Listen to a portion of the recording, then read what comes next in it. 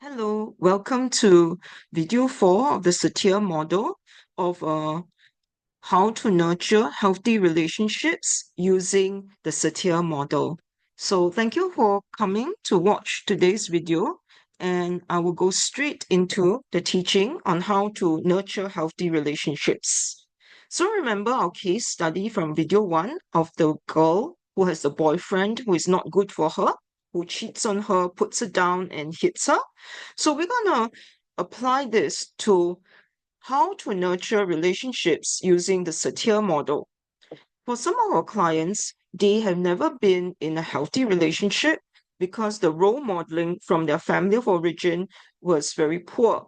Perhaps they had a father who was very blaming and a mother who was very placating. So if the girl came from a background that was very physically abusive or emotionally or psychologically abusive, she would not have any idea of how a healthy relationship looks like.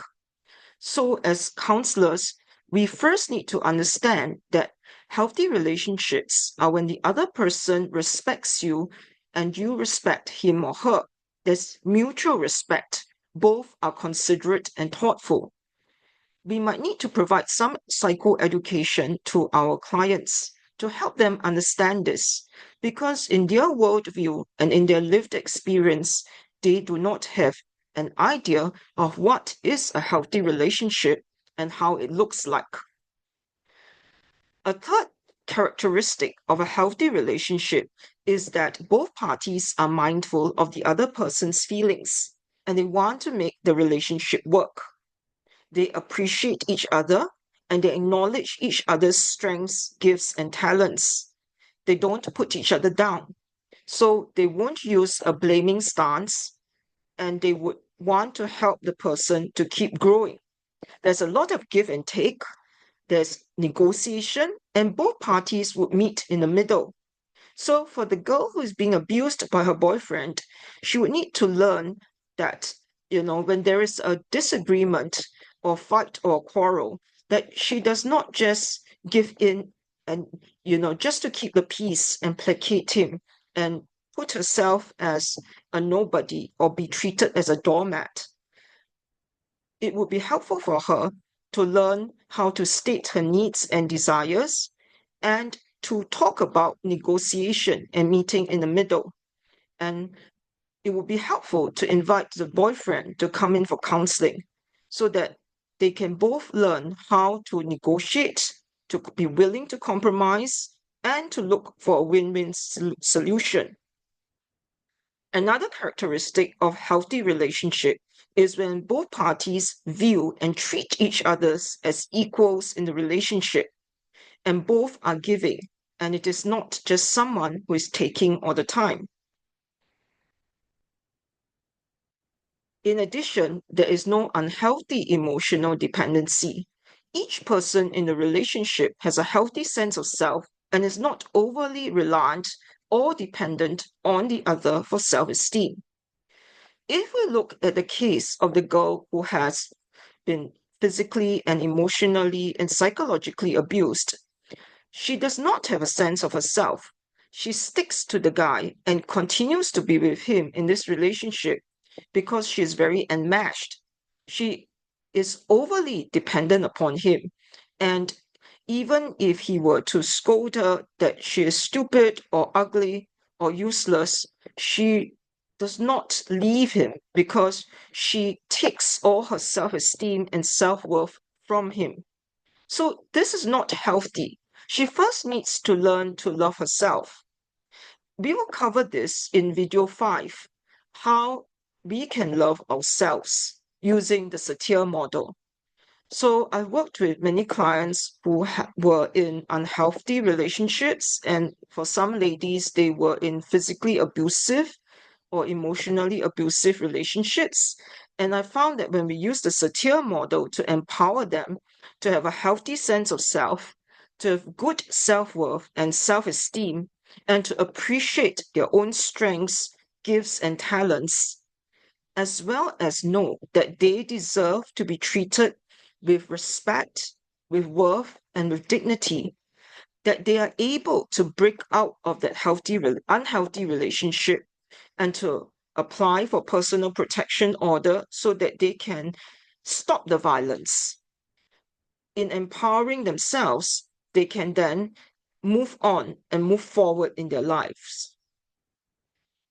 Another characteristic of a healthy relationship is that the person will have good friends outside the relationship, and life is not only centered on one person alone. For some girls, the only friend that they have is their boyfriend. It can be the same for a guy. Perhaps the only person in their life that they share with intimately is their girlfriend. And their life is fully centered on that person alone. They spend all their time with that person and all their energies on that person. Now, this is very dangerous and unhealthy because if the person leaves them, then their whole world will collapse. We actually need multiple perspectives and different friendships that will actually help us to grow. So, we also need to help our clients understand that they need to have healthy boundaries, that the other person cannot treat them like a doormat and expect that they be at their beck and call. For many women who are abused, that is one of the things that they struggle with. They cannot say no. So, for a healthy relationship, there is a proper boundary and they can say no if needed. Both parties also can keep in mind themselves, others, and the context, respecting all three elements. Now, some practical tips on how to nurture healthy relationships. We would need to keep in mind to be considerate, thoughtful, self-aware, and understand stressful situations that trigger fights and quarrels.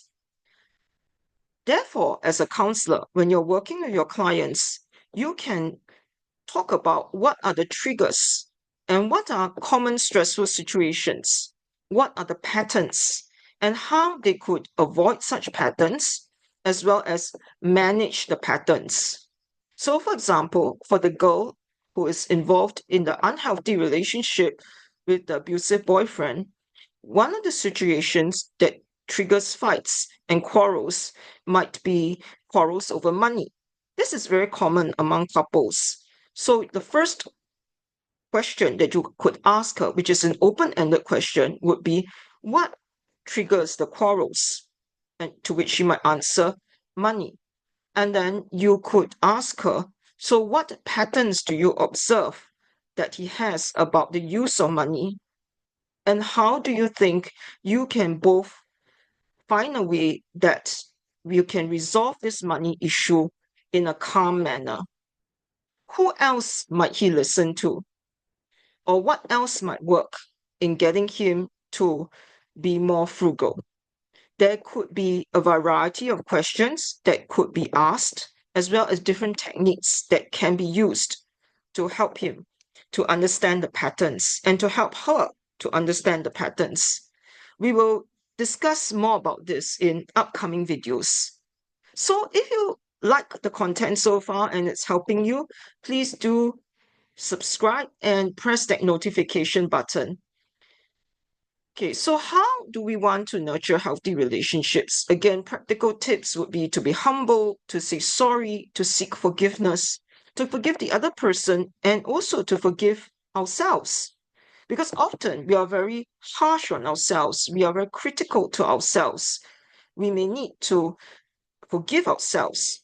Only when we love ourselves can we love others. This will be touched on in video 5 in the series, Loving Ourselves. When we mend the relationship, it is actually very healing. Another tip for a healthy relationship is to be assertive when needed, to state your needs, to acknowledge the other person's needs, to acknowledge the context and situation and the dilemma and struggle, and to meet in the middle.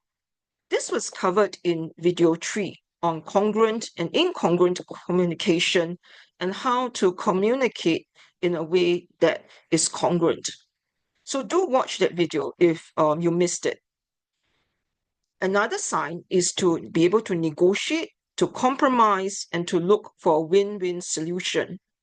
In couple counseling, this is one of the big goals of helping the couple to learn this new skill. So for the girl who is being abused, when you invite the boyfriend in for counseling, this is something that you would need to work together with the boyfriend, that he learns how to negotiate, to compromise, to look for something that is win-win.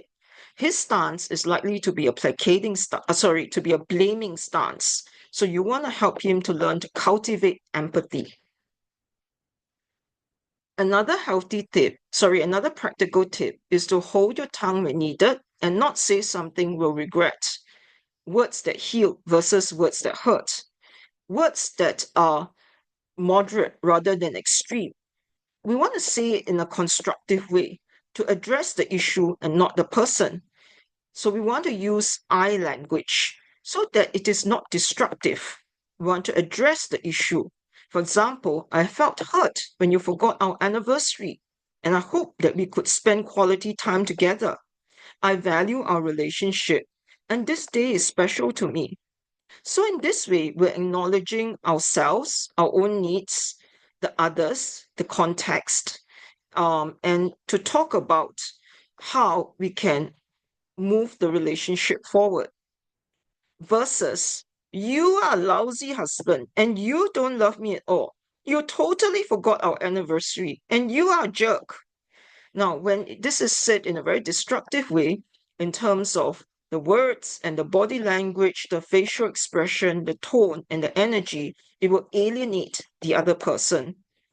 So our work as counselors is also to help empower our clients to teach them to know how to use language in a constructive way, to use I language, and to use statements that address the needs of the self, the others, and the context.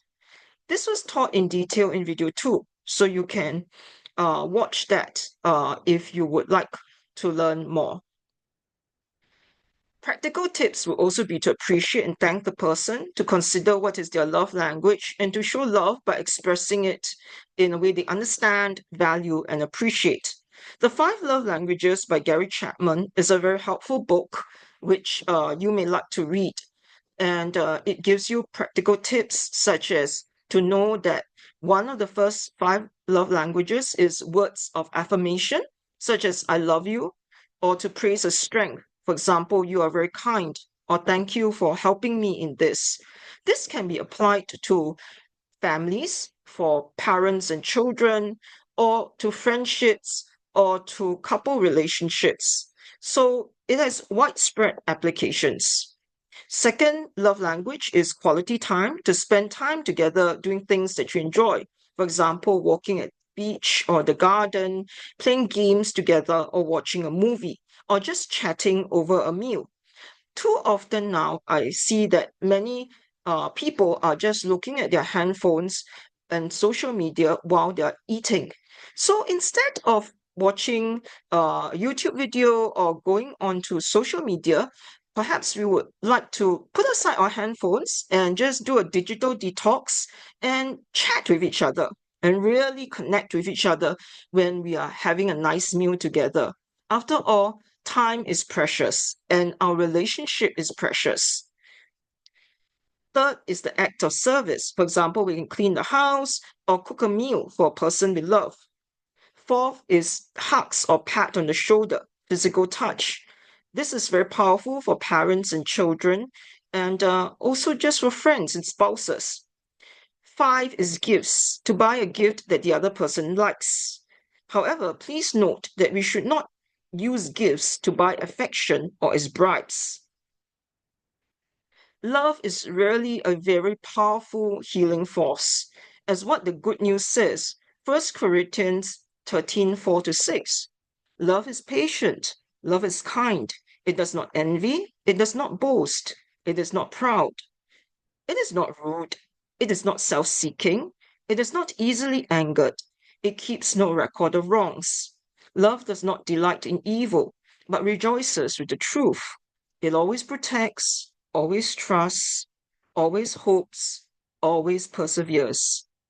What a beautiful picture of love. And, this is something that we can apply in our lives to be patient, to be kind, to be not self-seeking, and to always hope, to always persevere. As 1 Corinthians 13:13 says, and now these three remain: faith, hope, and love. But the greatest of these is love. So love is that great power that will help heal families, that will help heal individuals. And Satir really believed also in building a person's self-worth, self-esteem, and to help a person to grow and self-actualize. So 3 key points from today's video. 1, what are the characteristics of healthy relationships? They will include things such as mutual respect, give and take, meet in the middle, and other points. 2, how do we nurture healthy relationships? And 3, practical tips such as Gary Chapman's 5 love languages. Thank you so much for watching this video. In conclusion, we want to reflect. I want to encourage you to write down what did you think was most helpful for you and what you can apply into your life as a counselor. And if you're watching this for personal development and growth, what did you most enjoy about this video? What was most thought-provoking? What was most helpful? And how would you apply it in your life? So again, please note that this is not intended for counseling. It is for education and general knowledge. Please see a counselor if you do have issues that you're struggling with. You are loved and you are valued. I want to conclude with a Satir quote.